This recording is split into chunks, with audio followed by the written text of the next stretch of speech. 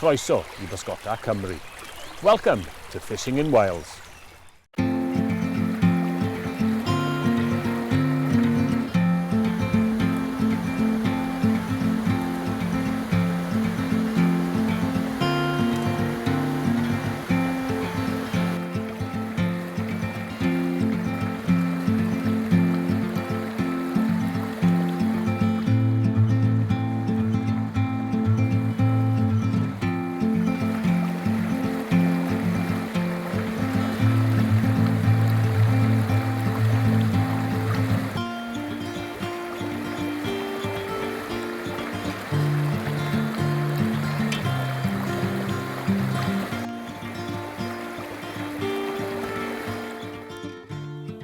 Well, you know, the curious thing is that most people think I come from the hallowed chalk streams, but Welsh rivers and fishing runs in my blood, literally.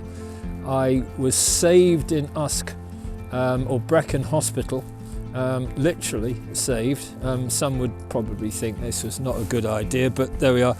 But my father used to come and fish the Usk basically for salmon when there were salmon, and I was allowed to fish for trout, and I watched the old men of their time tying flies by the riverbank of the Usk. It was magical. We bought a house at Clunwted Wells, and it was, I suppose, a little bit of a dream come true, but it was a bittersweet moment because my mother died there, so we moved away. But for a brief moment we had a house just by the Irvine, and that opened my eyes to the possibilities of the Upper Wye and the Irvine, of course, and what a playground it was. And years have gone by and I've always dipped in and dipped out, but the one thing I've always noticed, and I think many people would say the same thing, is the kindness of the Welsh.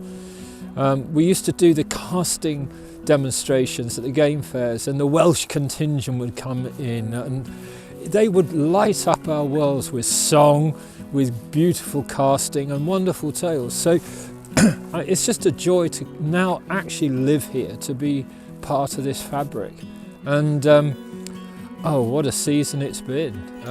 Right from the get-go, you know, those cold periods of March and those March brown just clutching the surface, almost wearing little woolly jumpers because it's so damn cold, and finding that I could actually catch, I'm going to whisper this, catch fish in Newport. I mean, who would think? And the abiding memory I've got of this season is going down, I'm not going to tell you where it is, but going down and having my fly rod, going through, buying a cup of coffee, taking that cup of coffee and going down to the river, and I saw a hurried rise, and I thought, well, that's a small fish. That small fish turned out to be nearly 3 pounds. And it was absolutely the quintessence of a wild fish. Now, subsequently, I've got to know the ebu and the taff, and fished with some of the finest anglers I've ever come across. They're generous with their information and their tactics. They're just generous-minded people, and they're fun to be around. But they've taught me so much. This year, you know, I'm 70. You know, I've seen a lot of years, you know, a lot of water pass by.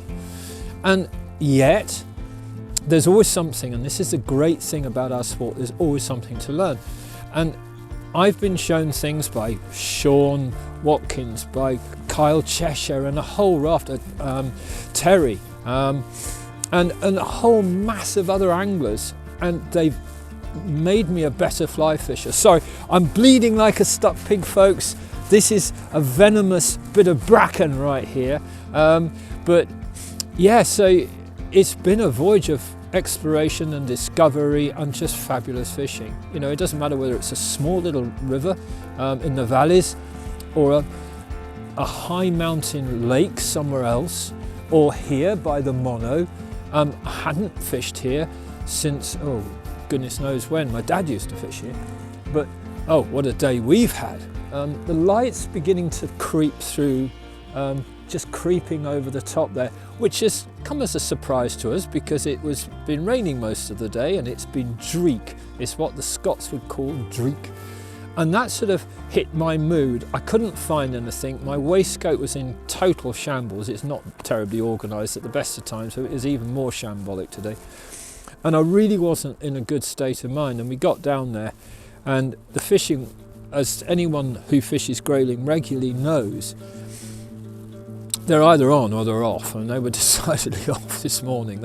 We both, Kerry and I, were trying to catch something, and we couldn't catch anything. I did catch something. I did catch a few tree branches, which didn't add to my humour, I have to say. Opened up my hand on the bracken, which again added a certain je ne sais quoi to everything. But still, the river was one of the most idyllic I've ever come across, and I haven't fished it. I was saying to Kerry that I suffer from a fear of rivers, because if I've gone to a river, and I even a couple of times I feel comfortable, going to a new river is fearful for me. And so coming here, I was all of a nerve, I was jangling, and it was only till I went up to the car and just put my head right, got the flies that I wanted, came back here I have to tell you, the Monnow is this wonderful interplay of shallows, of runs, of little holes, and all the rest of it. Came to this area, immediately I felt right, I felt good, and managed to catch one of those wonderful spotted grayling with a small fin that we catch from time to time out of season, called the trout. And what beautiful fish they are. I can't wait to come back next season. And then all of a sudden, just everything tightened, and we got, as I hope you will see on this film, just one of the best grayling you will ever see, and a sizable one too. I did catch a little one down there, but this one was, Lord, I'd be glad to catch that anywhere in the world. And here we are. And we're back to this thing of the opportunities in Wales. It doesn't have to be the Monnow or the Ebbw or the Taff or all these other rivers. It could be almost anywhere. And there are unpronounceable names I will go and fish, and I will probably, get thrown out of my ear of Wales. But, just go to Fishing Wales website and go to this playground. Who wouldn't want to fish in a playground like this? And I took the idea of people fishing in Wales to the Americans, and they couldn't believe it. They couldn't believe for the price that we pay, we get the quality of fishing that we have. And I still have to pinch myself now. And it's just amazing. It's incredible. I don't want to be anywhere else. So, Wales, sorry, just stuck with me. Discover fishing in Wales.